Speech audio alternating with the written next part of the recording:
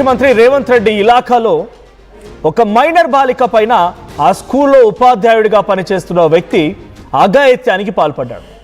ఈ సంఘటన జరిగింది సుమారుగా ఇప్పటికే 21 రోజులు కావస్తోంది. దీంట్లో ట్విస్ట్ నెలకొన్నాయి. ఈ సంఘటన జరిగింది మార్చి 7వ తేదీన. అది మద్దూరు మండలం మోమినాపూర్ అనేటువంటి ఒక ప్రభుత్వ జెడ్పీహెచ్ఎస్ పాఠశాల. ఆ విజువల్ కూడా మీరు చూస్తూ ఉన్నారు. అందులో స్వామి అనేటువంటి ఒక టీచర్ ఓ విద్యార్థిని పైన, మైనర్ విద్యార్థిని పైన కంప్యూటర్ ల్యాబ్కి పిలిపించి అసభ్యంగా ప్రవర్తించాడు, అఘాయిత్యానికి పాల్పడ్డాడు. ఈ విజువల్స్ అన్ని కూడా సీసీటీవీ కెమెరా రికార్డ్ అయ్యాయి.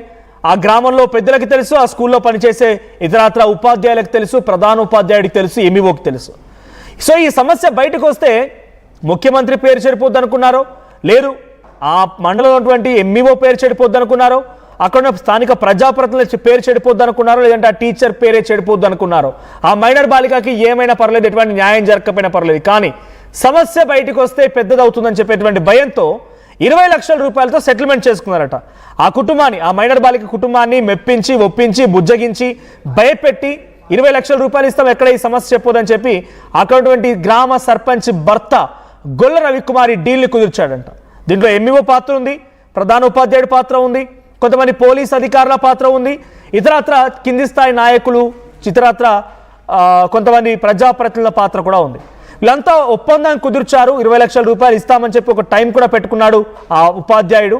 ఆ తర్వాత సమయానికి డబ్బులు ఇవ్వకపోయేసరికల్లా ఈ వీడియోని బయటికి లీక్ చేశారు ఆ పెద్దలే, ఎవరైతే పంచాయతీ తెంపిన పెద్దలున్నారో వాళ్ళే బయటికి విడుదల చేశారు వీడియోని.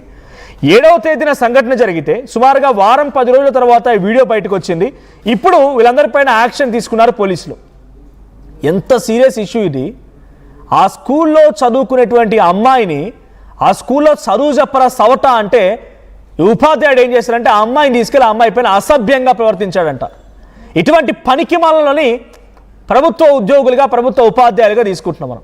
అంత కామం ఉంది, అంత బలిసి కొట్టుకుంటున్నావు, అంత బలుపు కండకావరమే ఉంటే ఏదైనా గొయ్యి చూసుకొని గొయ్యిలో దూకి సావు, ఏదైనా బావి చూసుకో, ఊర్లో పైన పొలాలు ఉంటాయి కదా, అక్కడ బావి చూసుకొని బావిలో దూకి సావు, లేదనంటే ఇంకేదైనా మందో మాకో దాగి చచ్చింది నయం. ఎటువంటి పనికిమాల పని చేయాలన్నా? రేపటి రోజున ఆ స్కూల్లో చదువుకోవాలన్న ఆలోచనతో వచ్చిన అమ్మాయిలు ఇంకా రాగలుగుతారా? సరే, ఆ ఉపాధ్యాయుడు, ఆ దరిద్రుడు ఇలా చేశారంటే ఆ ఊర్లో పెద్ద మనుషులుగా ఉన్నటువంటి ఈ పెద్ద మనుషులు వీళ్ళు ఇంత దుర్మార్గాన్ని కూడా కట్టాలనా? పంచాయతీ చేస్తారా? రేపటి రోజున ఐఎమ్ ఎక్స్ట్రీమ్లీ సారీ, ఈ పంచాయతీ తెంపిన కుటుంబాలకు ముందుగా నేను సారీ చెప్తున్నాను.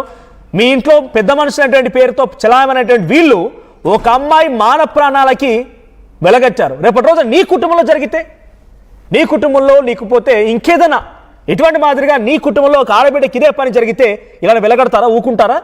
డబ్బులు ఇస్తామని పడేస్తే ఊరుకుంటారా? డబ్బులు ఉంది కదా అని చెప్పి డబ్బులు బలిసి కొట్టుకుంటున్నటువంటి వెదవలు ఎవడైనా ఈ రకంగానే అమ్మాయిలను చెరబెడితే వాళ్ళకి డబ్బులు తీసుకొని ఊరుకుంటారు? అయిపోద్దా? క్లోజ్, మ్యాటర్ క్లోజా? ఈ పంచాయతీ తెంపిన పెద్దలకు ఉండాలి. ఆ ఒక్కడు ఉపాధ్యాయుడే కాదు, వాడితో పాటుగా ఇంకో 2-3 ఉపాధ్యాయులు ఉన్నారంట. ఉపాధ్యాయుడు, టీచర్ అటువంటి పేరుకే కలంకం తీసుకొస్తున్నారు ఇటువంటి వెదవలు. ఆ టీచర్ చేసిన ఇక్కడ రెడీ హ్యాండెడ్గా చూడండి, విజువల్లో మీరు చూస్తున్నారు. ఆ అమ్మాయిని కంప్యూటర్ ల్యాబ్కి పిలిచి ఆ అమ్మాయి పైన ఎటువంటి ప్రవర్తన చూడండి. ఆ విజువల్ మీకు కనపడుతుంది రైట్ సైడ్లో. ఐ ఎక్స్ట్రీమ్లీ సారీ, ఈ వీడియోని నేను చూపిస్తున్నందుకు చాలా ఇబ్బందిగా కూడా ఉంది. బట్ ఆ తల్లిదండ్రులకి, ఆ ఉపాధ్యాయుల పట్ల మనం ఆలోచించే విధానాన్ని కొంత అర్థం చేయడమే మా ఉద్దేశం. సో ఈ వీడియోలో ఎంత దుర్మార్గంగా, వాడి వయసు ఎక్కడ, వాడి మనవరాల వయసు ఉంటుంది ఆ అమ్మాయికి, 57 ఏళ్ళట వాడికి, సుమారు రిటైర్మెంట్ దగ్గరగా ఉన్నాడు. ఆ అమ్మాయిని పిలిచి ఆ అమ్మాయి పైన చూడండి ఎలా చేస్తున్నాడు ప్రవర్తన. వాడిని కామ కుక్క, ఇంత దుర్మార్గమా? దీన్ని కప్పిపుచ్చే ప్రయత్నంలో భాగంగా సర్పంచ్ భర్త, ఆ ఊరి గ్రామస్తులు మొత్తంగా 8 మంది పైన కేసు నమోదైంది. అరెస్ట్ చేశారు పోలీసు వాళ్ళని. ముఖ్యమంత్రి సొంత నియోజకవర్గం, ఆయన ప్రాతినిధ్యం వహిస్తున్న నియోజకవర్గంలోని మద్దూరు ప్రభుత్వ పాఠశాల, అది మద్దూరు మండలంలోని ఓ జెడ్పీహెచ్ఎస్ స్కూల్. అది ఏకంగా అక్కడ కొంతమంది మీడియా వాళ్ళు కానీ, లేకపోతే సంఘటన తెలిసిన తర్వాత వెళ్ళి ఆ టీచర్ని అడిగితే ఆ టీచర్ అక్కడి నుంచి పరారైపోతున్నాడు. బడిత పూజ, వీళ్ళు బెత్తం తీసుకురండి చెప్పించినప్పుడు బెత్తాలు ఉండేవి. ఆ బెత్తాలు ప్రతి ఒక్క విద్యార్థికి ఇచ్చి పంపించాలేమో ఇప్పుడు టీచర్ల ఈ నిర్వాహకం చూస్తూ ఉంటే. మంచి ఉద్యోగం ఉన్నది, చక్కగా చేసుకొని ఇంట్లో భార్య పిల్లల్ని పోషించుకోక ఇదేం మాయ రోగం, నీకు పనికి మాల రోగం.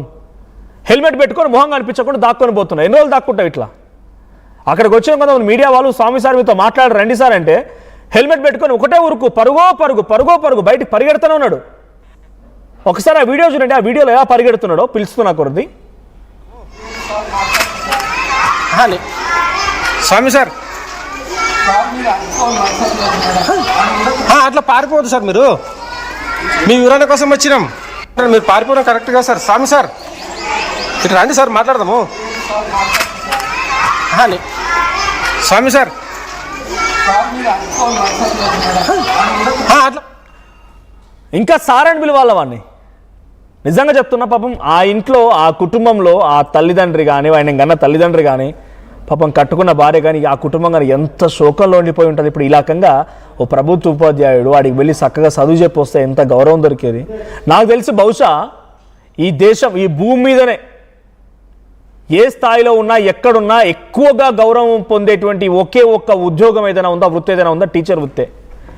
సుప్రీంకోర్టు జడ్జి అయినా సరే తన గురువు ముందు తలవంచాల్సిందే, సారణాల్సిందే, నమస్తే పెట్టాల్సిందే, కాళ్ళకి నమస్కరించాల్సిందే. గురు బ్రహ్మ, గురు విష్ణు, గురుదేవో మహేశ్వర, గురువుని ఇన్ని రకాలుగా సంబోధిస్తున్నారు.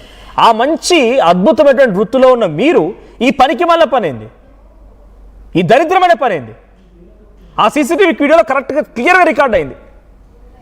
ఇప్పుడు బయట ఎవరో చట్టం శిక్షించడమో, లేకుంటే ఆ పిల్లల తల్లిదండ్రులు, లేకపోతే నేను జర్నలిస్ట్గా మాట్లాడమే కాదు, నీ కుటుంబంలో నీ భార్యను చూపించు ఒకసారి ఆ వీడియో. నీ భార్యకు చూపించాడుగా వీడియో, మీ పిల్లలకు చూపించాడు కండి ఆ వీడియో. దీనికి ఇంకో తోటి టీచర్ కూడా ఉన్నారంట. ఆ టీచర్ల పేరు కూడా చెప్తాను నేను. తోటి టీచర్ కూడా సహకరించారంట, గురునాథ్ రెడ్డి అండ్ కర్ణె చెన్నకేశవులు అంట. వీళ్ళు కూడా దీన్ని కప్పిపుచ్చడానికి ప్రయత్నం చేసి ఆయనతో పాటుగా ఇరుక్కున్నారు. ఇప్పుడు ఆయన చేసిన పనికిమాల పని, ఆ పనికిమాల పనికి ఇంకో ఇద్దరు టీచర్లు సహకరించి ఈ దరిద్రునికి ఇంకో ఇద్దరు తోడైపోయి వాళ్ళు కూడా ఈ కేసులో ఇరుక్కున్నారు. ఇప్పుడు A1గా చండపల్లి స్వామి ఎవరైతే నిర్వాకానికి పాల్పడ్డాడో ఆ ఉపాధ్యాయుడు, A2గా గురునాథ్ రెడ్డి దాంట్లో ఉపాధ్యాయుడిగా ఉన్నాయన, A3గా కర్ణె చెన్నకేశవులు, A4గా గొల్ల రవికుమార్ సర్పంచ్ భర్త, ఇక A5 B Anand, A6 Vijay Kumar and A7 Mekala Ravi.